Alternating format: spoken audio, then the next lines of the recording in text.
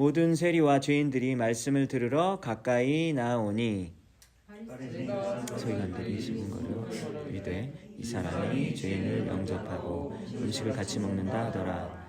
예수께서 그들에게 이 비유로 이르시되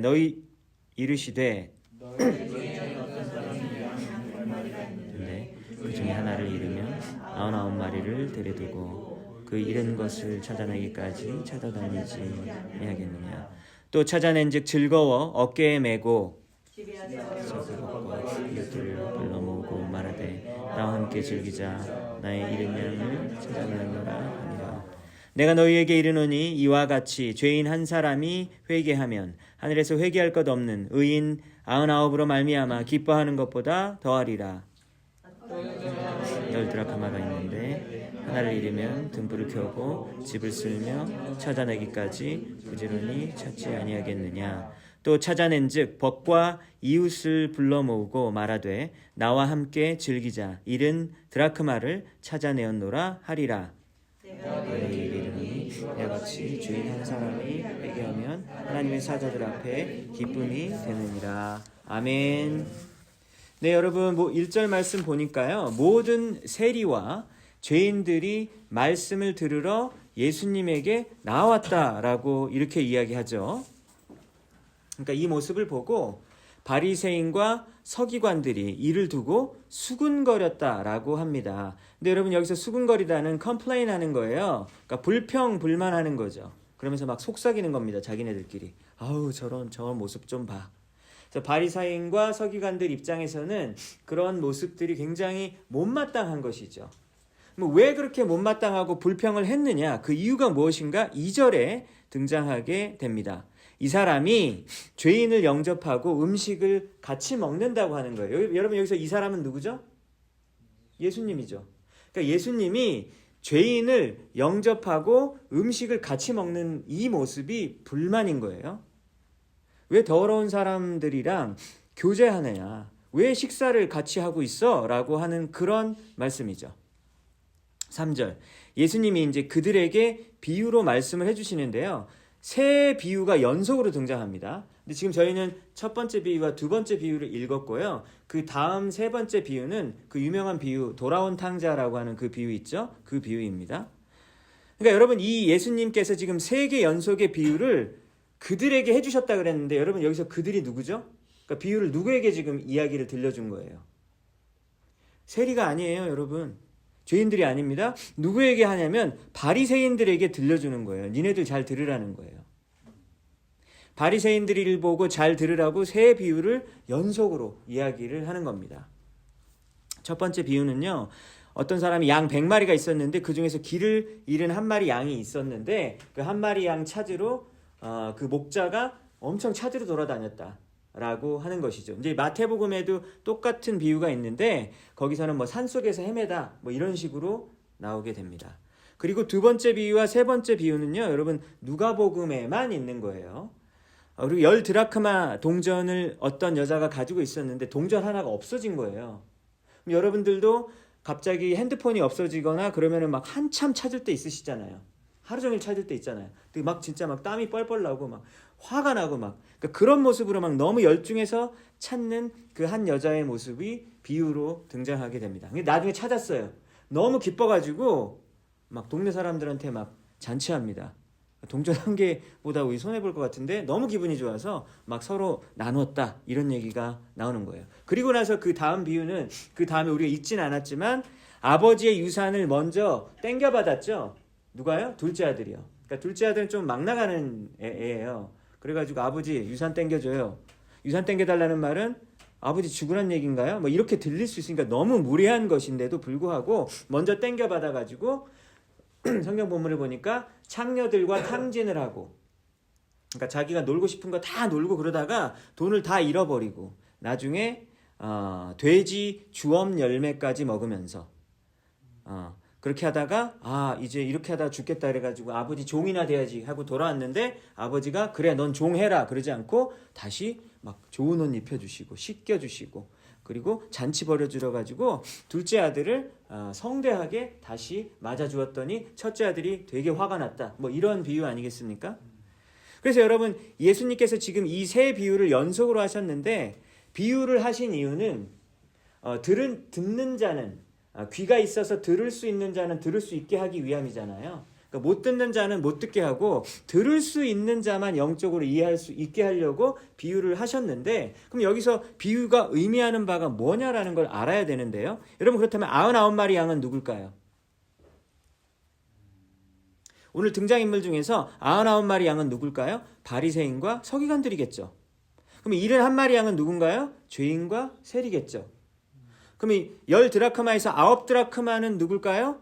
바리새인과 서기관들이겠죠. 70동전 한 개, 그 한 드라크마는 뭘까요? 이 죄인과 세리들을 의미하는 거겠죠. 첫째 아들은 누구를 의미하는 겁니까? 바리새인과 서기관들이고 둘째 아들은 죄인과 세리에 해당되는 것이라는 것을 너무 어렵지 않게 우리는 이해할 수 있을 것 같아요. 그래서 우리는 이 세 비유를 연속적으로 들으면서 예수님께서 죄인과 세리들을 정말로 귀하게 보시는구나. 그들을 사랑하시는구나. 사람들이 다 봤을 때는 완전 죄인이에요. 그렇잖아요. 죄인임에도 불구하고 죄가 있어도 자녀를 삼으신다라고 여러분 이렇게 이해를 할 수 있겠습니다. 오늘 이 말씀을 통해서 첫 번째는요. 근데 우리가 이제 사랑하라는 것 같아요. 예수님이 나도 사랑했으니까 너희들도 사랑하는 걸 좀 배우라고. 이 바리새인들아 좀 사랑하는 것을 좀 배우라. 근데 우리도 사랑하는 게 쉽지는 않아요. 그래서 우리도 예수님처럼 사랑하는 거 배우고 싶은데 그게 쉽진 않잖아요. 그럼 어떻게 사랑할까요? 먼저 바리새인과 서기관들이 누구였길래 예수님께서 이들에게 이런 말씀을 하셨느냐? 구약 성경 말씀을 해석하는 사람들, 그것은 어떤 그런 역할을 한 사람들이 구약 성경에서는요, 에스라 같은 사람인데요. 제사장과 레위인들이 제사를 드려줄 뿐만 아니라 율법을 가르쳐주는 그런 일들도 감당했다라고 합니다. 근데 바리새파라는 게 갑자기 이제 신약 성경에 등장하잖아요. 구약 성경에 바리새파 본 적 없으시죠? 신약 성경에 처음 등장을 한 거예요. 언제 등장을 했냐면 예수님이 태어나기 한 150년 전에, 그러니까 BC 한 150년경에 바리새파라는 그룹이 등장을 했는데요. 이들은 유대인들에게 그리스 문화를 강요하는 셀루쿠스 왕조라는 그 왕조가 그 당시에 유대 지역을 다스리고 있었거든요. 그러니까 그리스 문화, 그리스 신화 이런 거 있잖아요. 워낙 발달했으니까 문화적으로. 그걸 헬레니즘이라고도 얘기하는데 그런 것을 막 강요하는 거예요. 이 셀루쿠스 왕조가. 그러니까 그리스 문화권에 있었던 셀루쿠스 왕조가 이 이스라엘 민족에게 그걸 너무 강요하니까 유대 민족 입장에서는 이게 너무 싫은 거죠. 우리는 오직 여호와 하나님만 섬긴다. 헬레니즘 같은 그런 이방 문화, 그런 우상을 섬기는 그런 문화는 우리는 받아들일 수 없으니까 제발 다른 신을 강요하지 마. 그러면서 강력하게 저항하는 세력들이 있었는데요. 그 정점에 해당되는 사건이 마카비 혁명이라는 사건이 있었습니다. 그래서 마카비 혁명 때 정말로 막 피비린내 나게 싸웠어요. 그래서 싹 다 죽었는데 싹 다 죽을 만큼 목숨을 다 내놓을 만큼 우리는 우리 유대 민족의 자존심과 여호와 하나님만을 섬기겠다라는 거를 여러분 목숨을 걸고 지켰던 사람들인 거예요. 근데 그것에 이제 그 외국 문화에 굉장히 관대했었던 사두개파라는 파가 있었는데 사두개파에 반대해서 바리새파는 야 너희 더러운 사두개파들아 너희는 출세밖에 모르니? 그러면서 바리새파가 그것에 또 저항하면서 바리새파가 등장을 했으니까 바리새파들은 어떤 사람들이에요? 구약 성경을 정말 떠받드는 사람들이죠. 읽고 외우고 실천하는 사람들이었어요. 그리고 그것에 목숨까지 거는 그 마카비 조상들의 후예였다라고 그들의 후손들이었다라고 할 수 있습니다. 그러니까요, 여러분 바리새인들이 여러분 그런 너무 마음 아픈 가슴 아픈 그런 과거를 갖고 있잖아요. 마카비 혁명 때 싹 다 죽었으니까. 그러니까 여러분 세리들이 얼마나 믿겠어요. 그런 배경이 없어도 세리는 미운데 미울 수밖에 없죠. 텍스 컬렉터잖아요. 세리가. 그러니까 로마 제국을 위해서 세금을 걷는 거예요. 그런데 본인들은 유대인인 거예요. 세리는. 그러니까 자기네 동네 사정을 같은 유대인이니까 너무 잘하는 거죠. 그러니까 어렸을 때 같은 동네에서 유대인으로 같이 자라다가 어느 날 변절해가지고 로마 제국을 위해서 앞장서서 저 집 가면 세금 많이 거둘 수 있어요. 다 속속들이 잘 알잖아요. 그러니까 그 정보를 이용해서 세금을 더 잘 걷고, 그리고 로마에서는 이만큼 거두라고 했는데 좀 더 걷어요. 100을 거두라고 했는데 120을 걷고, 그럼 100만 로마한테 주면 되잖아요. 그럼 자기는 20을 먹을 수 있어요. 그러니까 얼마나 부자가 될 수 있겠습니까? 그러니까 동족들을 뜯어먹고 자기 혼자 부자가 되는 인간들이니까 여러분, 이 인간들은 정말 인간 말종이에요. 그러니까 우리는 여러분 한국에서 친일파 그러면 막 너무 싫잖아요. 왜냐면은 일본에서 얼마나 우리 약탈을 하고 특히 막 여자들 막 성폭력 막 가하고 막 광물 빼가고 그런 거 우리는 겪었기 때문에 친일파 그러면 너무 싫기 때문에 그런 감정이 뭔지 우리는 알고 있죠. 그래서 이 세리들을 사실은 미워할 수밖에 없고요. 그 다음에 1절에 나오는 죄인들이라 그랬는데, 죄인들은 도대체 누가 죄인들이지? 율법을 아예 그냥 대놓고 안 지키는 사람들을 이렇게 죄인들이라고 할 수 있겠는데요. 예를 들면 대표적인 사람들을, 창녀들을 죄인들이라고 할 수 있습니다. 그러니까 돈을 벌기 위해서 자기 몸을 내놓는 사람들이니까 이 바리새인들 입장에서는 너무 그렇다, 너무 죄인이다 라고 생각을 하는 거죠. 뭐 도둑질을 하거나 아니면 레위기에 등장하는 그런 종교적으로 더럽혀진 ceremonially unclean한 그런 사람들의 부류들을 죄인들이라고 봤는데, 누가 봤다고요? 바리새인들이 그 사람들 그런 부류로 봤다고요. 그러니까 바리새인은 누가 싫으냐면요, 예수님도 싫고요, 예수도 싫고 예수랑 어울리는 저 더러운 죄인들도 다 싫은 겁니다. 그렇죠? 그래서 바리새인들은 자신들의 관점으로 그 사람들을 판단해서 니네는 이쪽 그룹 사람들이야? 그리고 나는 뭐죠? 우리는 이쪽 그룹의 사람들이야. 그래서 그룹을 완전히 나눠버리죠. 그래서 저쪽 그룹의 사람들의 도덕성과 신앙을 자기의 기준으로 판단합니다. 그래서 그들에 비해서 내가 훨씬 우월한 거죠. 종교적으로 우월하고 내가 신앙도 더 좋고 스스로를 의롭다라고 생각을 하는 거죠. 여러분, 그러니까 이런 사람들이 바리새인과 서기관들인데, 이때 한 사람이 떠올라요. 복음서에 보면, 마태복음 19장에 보면 이 사람이 저는 떠오르더라고요. 예수님에게 찾아와서 어느 날 어떻게 해야 예수님 영생을 얻을 수 있나요? 물어보는 한 부자 청년이 있었습니다. 그러니까 선생님, 제가 무슨 일을 해야 제가 영생을 얻을 수 있을까요? 그러니까 예수님이 뭐라 그래요? 율법을 지키라 그래요. 그러니까 청년이 여러분 뭐라 그런지 알아요? 저 다 지켰는데요. 어렸을 때부터 저는 율법을 다 지켰어요. 아직도 뭐가 부족합니까? 이렇게 대답을 합니다. 그러니까 예수님이 뭐라 그래요? 그럼 네 재산 다 팔아갖고 가난한 사람에게 나눠주라 그래요. 그러니까 재산을 다 팔아? 그러면서 근심하며 돌아갑니다. 왜요? 아까우니까. 그것까지는 못하겠다는 거죠. 근데 뭐 사실 우리도 재산 다 못 팔잖아요. 그죠? 재산이 없으신 분들은 이제 팔겠지만, 이제 재산이 좀 있으신 분들은 그거 다 팔고 갑자기 가난한 사람 주라 그러면은 뭐 못 하실 거예요. 그쵸? 이해합니다.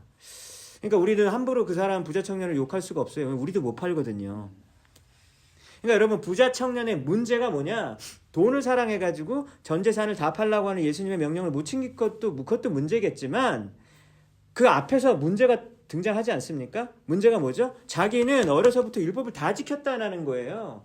여러분, 이게 이 부자 청년의 근본적인 문제입니다. 먼저 이게 문제예요. 자기는 다 지켰다는 거예요. 근데 여러분, 정말 다 지켰을까요? 율법이 몇 개인데요, 여러분? 수백 개가 넘어요. 근데 수백 개 중에서 어떻게 그걸 다 지켜요? 그 중에 하나만 어겨도 하나님 입장에서는 다 어긴 사람과 똑같은 죄인이잖아요.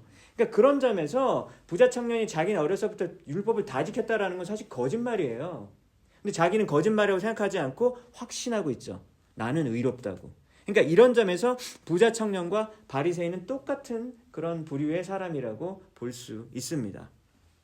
그런데 하나님이 우리 사람들을 보실 때는요, 100명이면 100명 다 죄인이라고 그러셨어요. 어디서요? 로마서 3장 23절, 모든 사람이 죄를 범하였음에 하나님의 영광에 이르지 못하였더니. 누가요? 모든 사람이. 저는 쟤네보단 착해요. 저는 워싱턴 주의 법률 그거 없어도 저는요, 아주 좋은 사회를 만들, 법 없이도 살 사람입니다. 여러분 다 그런 사람들이에요. 제가 봤을 때는. 그쵸? 그런데 여러분, 그런 사람마저도 하나님의 영광에는 이르지 못하잖아요. 그러면 죄인이에요. 근데 여러분 천국은 누구만 들어갈 수 있습니까? 하나님의 의에 도달한 자만 들어갈 수 있거든요. 웬만큼 착해가지고 되는 게 아니라 예수 그리스도랑 똑같은 의를 가진 사람만 들어갈 수 있어요. 누가 들어갈 수 있어요? 그러니까 아무도 못 들어가죠. 그러니까 우리는 어떻게 천국을 들어가냐고 믿냐면 우리 때문에 들어간 게 아니라 예수 그리스도의 보혈 때문에 들어가는 거예요.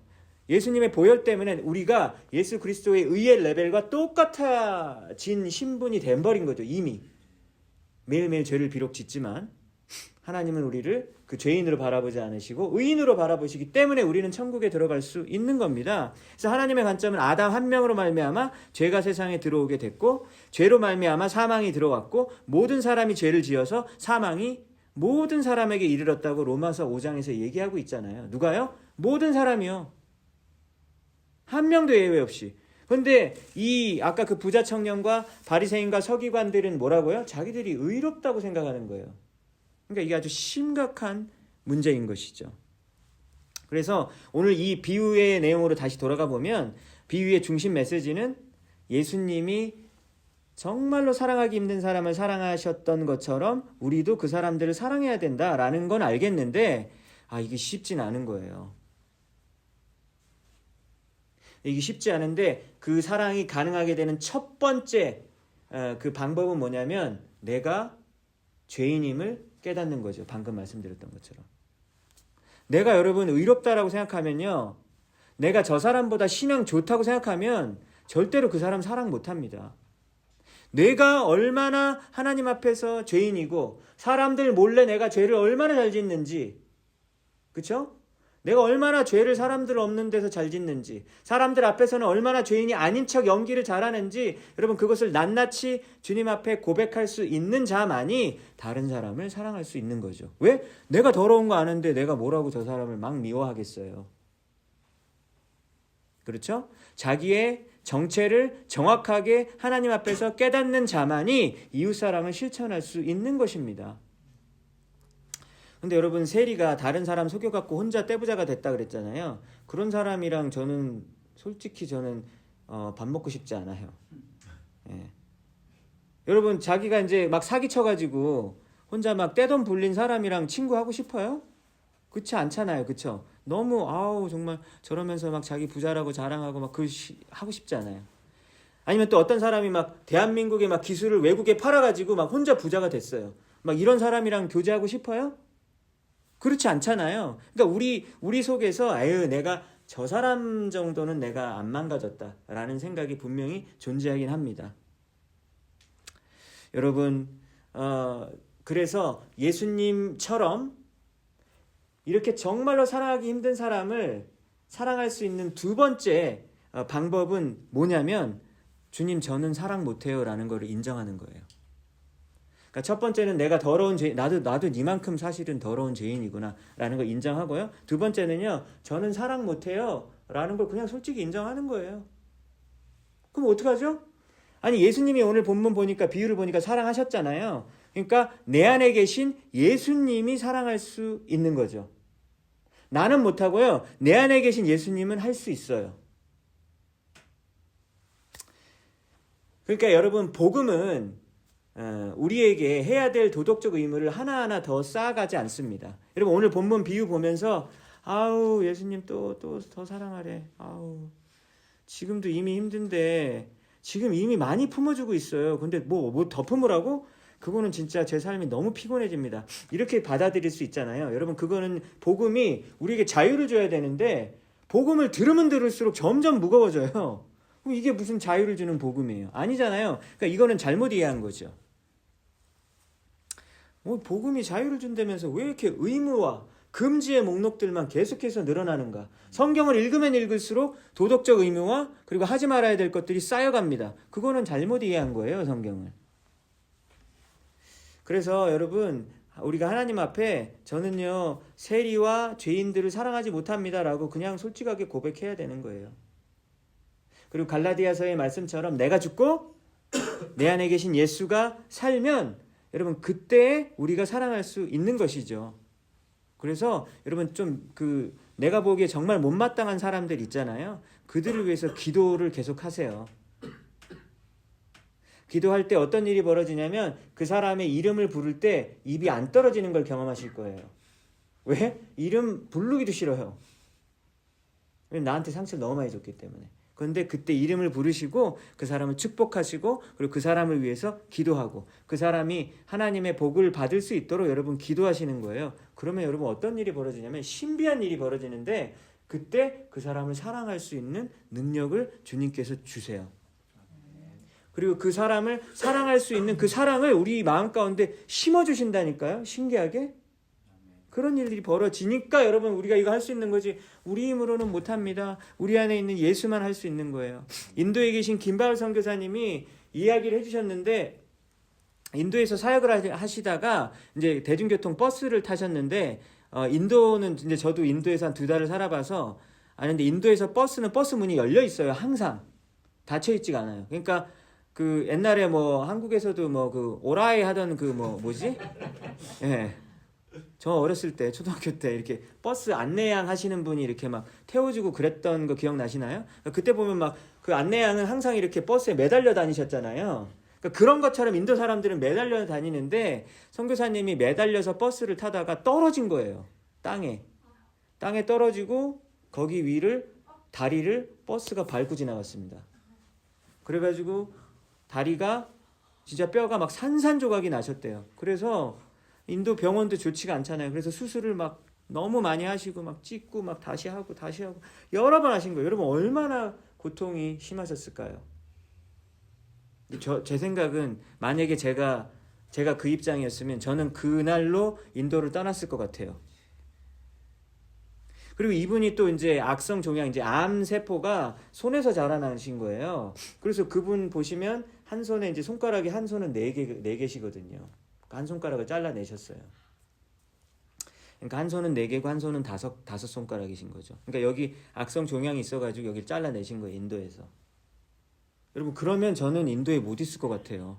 하나님, 제가 인도에서 복음 전하러 왔는데 왜 저를 잘되게 하지 않으시고 다리뼈 산산조각 나게 하시고 손가락도 하나 없으십니까? 아마 저 같으면은 신앙이 이제 그렇게까지는 안 돼가지고 막 불평불만하고 저 떠나겠습니다. 그럴 것 같은데 지금도 이렇게 열심히 한 영혼을 사랑하시면서 사역하시잖아요.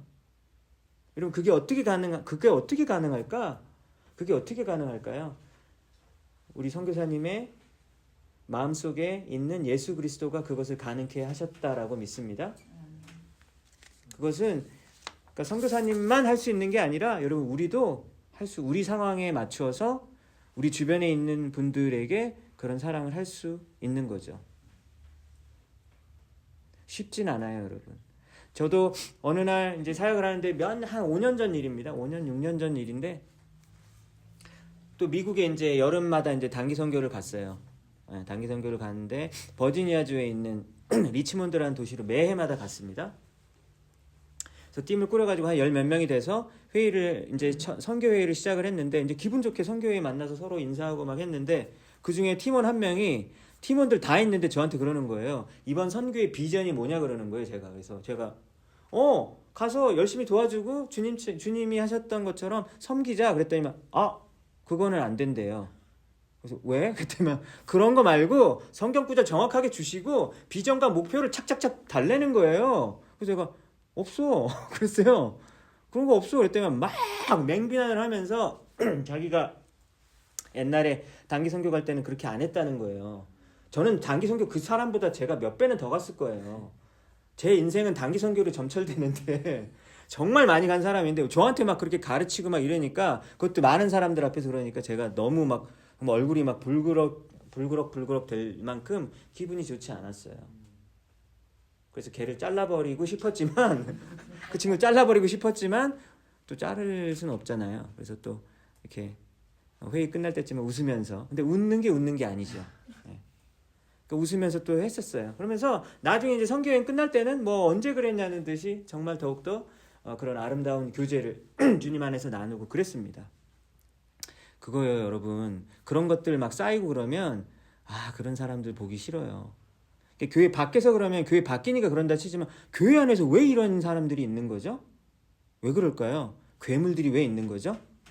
그런 생각이 들 수 있단 말이죠.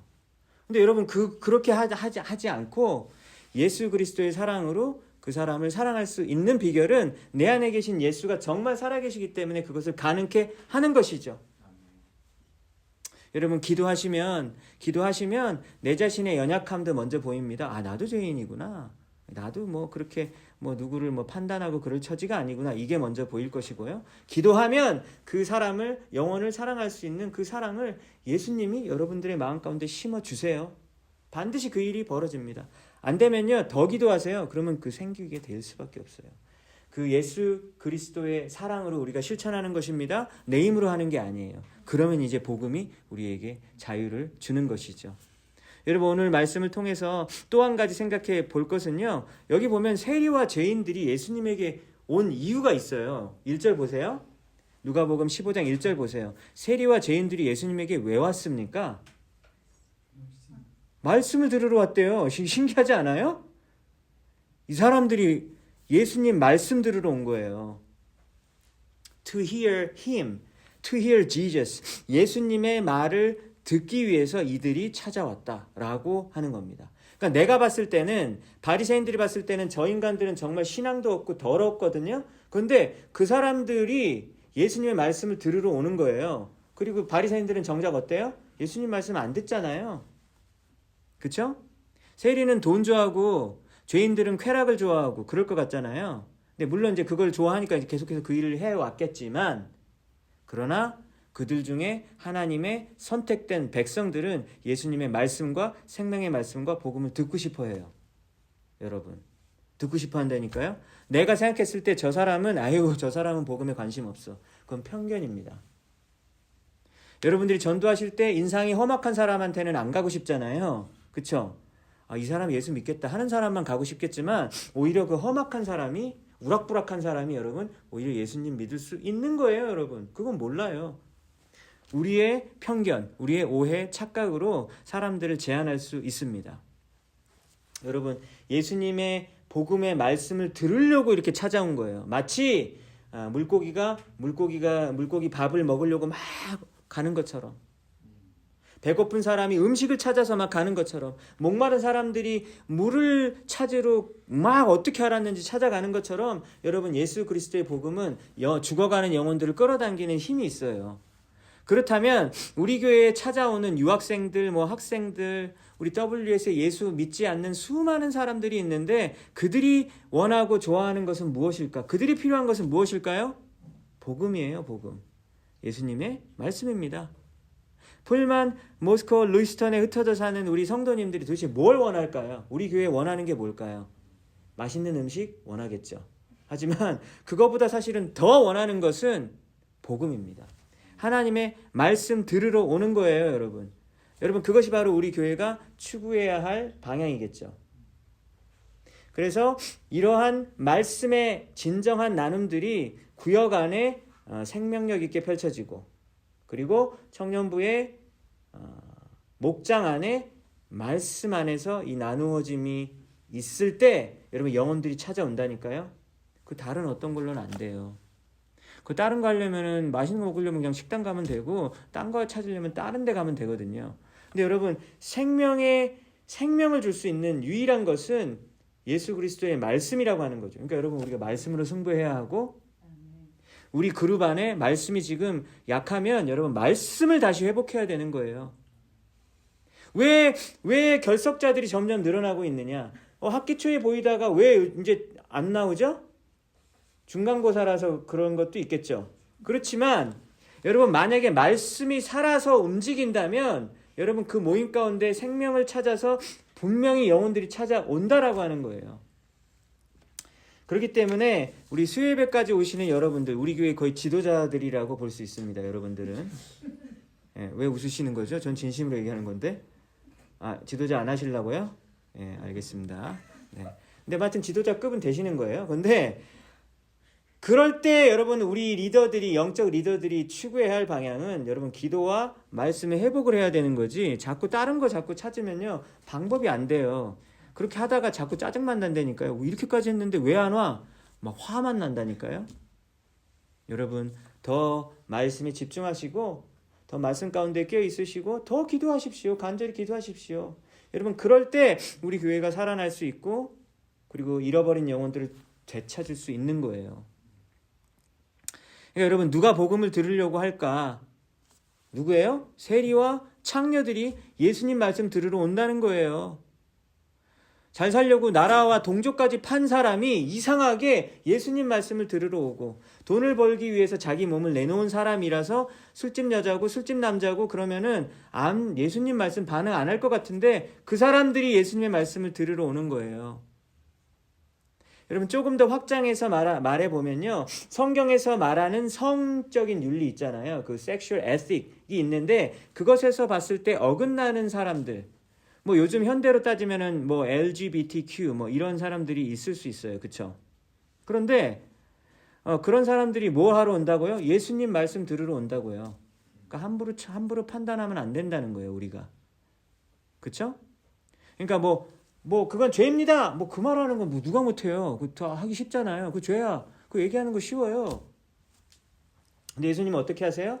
예수님은 어떻게 하세요? 그 사람들 먼저 불러서 밥 먹고 얘기하고 교제하고 사랑을 먼저 베푸잖아요. 그거 안 하고서 죄라고 정죄하는 거는 여러분 그거 의미 없습니다.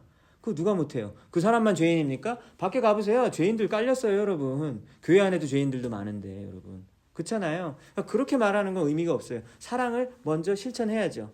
사마리아 여인, 여러분 남자가 몇 번째 남자였습니까? 6번째 남자예요. 그러면 이혼을 아마 5번을 했을 수 있거든요. 그러면은 뭐 이혼에 대한 거를 교회 안에서는 어떻게 보시는지는 제가 정확히 모르겠지만 이혼에 대해서 여러분들이 만약에 나쁘게 보시고 이혼한 사람이 예를 들면 우리 교회 오셨어요. 그럼 뭐 교회 오면 안 돼요? 아니요, 와야죠. 왜? 예수님은 5번 이혼한 사람도 만나 주셨는데 왜 여러분이 아니라 왜 어떤 사람은 그걸 막냐라는 거예요. 그러니까 예수님은 받아주는데 나는 죄인이라고 안 받아주는 거예요. 이게 얼마나 황당한 일입니까? 예수님보다 죄인이면서 우리는 그 사람이 죄인이라고 아니면 뭐 무슨 이유 때문에 안 받아준다라는 건 말이 안 되는 것이죠. 중독에 빠진 사람들 뭐 여러 사람들이 있겠죠, 여러분. 그죠? 그래서 뭐 저는 이 교회가 이 미국 교회가 좀 대단한 것 같아요. 이 미국 교회에서 이제 저는 매일 교회로 오니까 보면은 막 모르는 사람들이 계속 오는 거예요. 교회에 막 낮에도 오고 오후에도 오고 저녁에도 여기 오고 그래. 여기도 모임을 계속 하는데 뭐 어떤 모임이 있냐면 AA 모임이 있어요. 알코올릭 어나너머스라는 그 미국에 전국적으로 퍼져 있는 그 모임을 여기서 할 수 있게 해준 거예요. 그러니까 그 리더에게 교회 키를 준 겁니다. 그러니까 교회 키를 열고 들어와가지고 여기서 일주일에 한 번씩 알코올 중독자들은 여기 모여가지고 그 모임을 하는 거예요. 교회 모임이 아니에요. AA 모임은 교회 모임이 아니거든요. 그런데도 알코올 중독자를 위해서 이 지역을 위해서 교회 건물을 개방한 거죠. 좀 대단하지 않나요? 좀 그 되게 좋은 것 같아요. 그리고 또 어떤 모임이 있냐면 무슨 뭐 잘 모르겠는데 뭐 AI 쿼난 무슨 그런 모임이 있는데 그 모임을 제가 이게 뭘까 하고 인터넷에 찾아보니까 알코올 중독자도 힘들겠지만 알코올 중독자 때문에 피해를 겪게 된 가족들이 있거든요. 그 가족들을 위한 모임도 또 여기서 또 하더라고요. 그러니까 그것까지 또 열어주셨더라고요. 그리고 여기에 한 2달에 한 번 정도 이 지역에서 밤에 잠을 잘 곳이 없는 가족들, 홈리스 같은 분들을 이 교회 우리 사무실 쪽에 강의실 3개를 다 열어가지고 그때마다 커튼을 치고 매트리스를 열어서 침대를 만들어주고 아침 식사를 성도들이 차려주고 저녁 식사를 차려줘요. 순번을 돌아가지고. 그러니까 그 주간은 일주일 내내 그 방은 항상 차 있어요. 그러니까 새벽 기도 올 때도 좀 조용히 해야 되고 그렇게 하는 거예요. 그러니까 그걸 위해서 매트리스를 날라가지고 또 하고 토요일에 이제 주일에 예배 드려야 되니까 토요일엔 또 다시 담아서 갑니다. 그리고 그 다음 주는 이 풀만에 있는 다른 교회 가서 그분들이 주무시는 거예요. 그러니까 누가 오냐면 거기에 가족들이 오는데 예를 들면 뭐 싱글맘들이 많이 오시더라고요. 그러니까 싱글맘과 막 갓난 애기들 막 여기 와서 막 밤에 자고 그러는 거예요. 왜? 잘 곳이 없으니까. 근데 여기를 교회 건물을 그거를 열어주는 거죠. 얼마나 훌륭한가. 그렇죠? 그게 무엇입니까? 그 사람이 어떤 상황에 있든 중독자든 뭐든 무슨 이유로든 그 사람들에게 사랑을 베풀어 주고 나서 예수님의 복음을 전하는 그런 모습이 너무나도 중요하다라는 생각이 들어져요. 왜요? 예수님은 누구든지 다 오라 그랬거든요. 그러니까 교회에 사람이 오는 것을, 예수님에게 사람들이 다가오는 것을 제한하면 안 됩니다. 그런 여러분, 우리 교회가 되길 바랍니다. 3년 전에 제가 노예를 끝나고 이제 공항에서 이제 갔는데, 다 같은 공항이니까, 그래서 몇몇 장로님과 목사님들이 이제 같이 기다려서 한 10명 정도가 자기 각자의 그 행선지가 올 때까지 1시간 정도 기다렸는데, 뭔 얘기를 하다가 무슨 막 동성애자 막 토론이 있었던 거예요. 그래서 옆에 계시던 다른 교회 장로님 한 분이, 어느 교회인지 말을 하지 않겠습니다. 근데 그 장로님이 동성애자들은 교회 예배를 드리면 안 된다는 거예요. 그래서 제가 왜요? 왜 안 되죠? 와서 예배는 드려야죠. 그랬더니 안 된대요. 먼저 뭐 치료를 받고 상담을 받고 예배를 와야 된다고 하는 거예요. 그래서 제가 아니요. 예배를 다 드려야 되는 거 아닌가요? 예배를 왜 못 드려요? 예배는 드릴 수 있는 거죠. 누구나 다. 근데 이분도 주장을 안 굽히더라고요. 공항에서 가기 전에. 얼마나 은혜로운지. 그래서 우리 노예 다 끝나고 또 싸울 뻔했는데, 근데 처음 보는 장로님이어서 또 싸울 수는 없고. 그래서 이분도 주장을 안 굽히고 자기가 무슨 책을 봤는데 안 됩니다. 먼저 분리시켜서 정신과 상담을 치료를 받게 하고 그 다음에 다 되고 나면 이제 예배를 오게 된대요. 그래서 제가 그러면 장로님도 예배 못 드려요. 마음속에 여자를 보고 음욕을 품으면 예수님이 간음했다 그랬는데 간음하셨죠? 장로님도 예배 출석 못 합니다. 라고 얘기했으면 싸움이 났겠죠. 네. 그래서 제가 여기까지 올라왔다가 네네네. 제가 참았습니다. 네, 싸우진 않았어요. 네. 그러니까 여러분, 지금 무슨 얘기를 하려고 그러냐면, 그 죄가 괜찮다는 게 아니잖아요. 그런데 만약에 죄인이기 때문에 예배를 못 드리면, 예배당은 아무도 못 와요. 네? 누가 와서 예배를 드릴 수 있어요? 다 죄인인데. 그렇게 자기는 저 사람보다는 낫다고 사는 사람도 뭔 죄를 저질렀을지 몰라요, 여러분. 당연히 죄를 짓겠죠. 근데 뭐라고 누구 예배를 막습니까? 오늘 본문 보세요. 세리와 죄인들. 당시에 다 욕하던 세리와 죄인들도 예수님 만나서 성경 공부하고 있잖아요. 근데 우리가 뭐라고 누구 보고 예수님의 말씀을 못 듣게 하냐, 예배를 못 드리게 하냐, 여러분, 그거는 말이 안 되는 것입니다. 여러분, 예수님이 먼저 다가오시고 사랑을 보여주시고 그 후에 죄에 대해서 정리하게 하셨어요. 아까 세리 삭개오가 막 예수님 우리 집에 와서 밥 먹을래요? 그러니까 예수님이 나는 넌 더러워서 밥을 못 먹는다 이렇게 하지 않고 삭개오 집에 가가지고 식사하시고 이제 친구가 되셨잖아요. 그런 다음에 나중에 삭개오가 어떻게 합니까? 자기가 이제까지 사람들에게 뺏었던 돈의 4배를 갚죠. 왜요? 모세 율법에 4배 갚으라 그랬거든요. 그러니까 그 율법을 충족시키는 거예요. 여러분, 어느 게 먼저였어요? 야, 너 4배로 갚으면 내가 니네 집 가서 밥 먹을게. 그러셨어요? 아니죠. 밥 먼저 먹고 나서 사랑을 실천하고 나서 그 다음에 죄를 정리하게 하셨습니다. 여러분, 예수님의 사랑을 경험한 자만 죄를 정리할 수 있잖아요. 예수님의 은혜를 알아야지 내 죄를 회개하고 뭘 하지. 어떻게 죄를 회개해요? 예수님의 사랑을 아니까 그 다음에 죄를 정리할 수 있죠. 그리고 그 요한복음 8장에 보면 간음하다가 붙잡힌 여인이 있어가지고 사람들이 다 돌로 치려고 그랬잖아요. 그 돌로 치려는 사람들도 사실 성적인 죄가 얼마나 많겠습니까? 근데 그들은 자기는 마치 아닌 것처럼 막 돌로 치려고 그러니까 예수님이 죄 없는 자는 돌로 치라라고 얘기했죠. 그러니까 사람들이 막 다 사라져요. 그래서 예수님이 그 여인 보고 뭐라고 얘기합니까? 나도 너를 정죄하지 아니하노니 가서 다시는 죄를 범하지 말라. 그러니까 여러분, 예수님이 죄도 그냥 괜찮다라고 한 게 아니에요. 하지만 순서가 있다고 하는 거죠. 먼저 사랑을 베풀어 주시고 그리고 나서 우리의 죄를 정리할 수 있는 은혜를 우리에게 베풀어 주신 것입니다. 여러분, 하나님이 그 아들을 세상에 보내신 것은 세상을 심판하려 하심이 아니요 그로 말미암아 세상이 구원을 받게 하려 하심이라. 요한복음 3장 17절. 우리가 잘 아는 구절, 바로 그 다음 구절이죠. 예수님이 오신 이유는 심판이 아니라 우리를 구원하기 위해 오셨습니다. 여러분, 오늘 말씀을 통해서 나의 사랑으로는 도저히 이웃을 사랑할 수 없다 라는 것을 깨닫고 내 노력으로 하지 말고 내 안에 계신 예수님이 하나님 나를 사랑하게 하여 주십시오라고 예수님께 항복하시는 여러분들 되시고, 누구든 예수님에게 와서 말씀을 듣게 하셨던 것처럼 하나님, 저도 여러 많은 사람들을 품을 수 있는, 예수님처럼 이웃들을 사랑할 수 있는 힘과 능력을 허락해달라고 기도하시고 간구하시는 여러분들 모두가 되시기를 주님의 이름으로 축복합니다.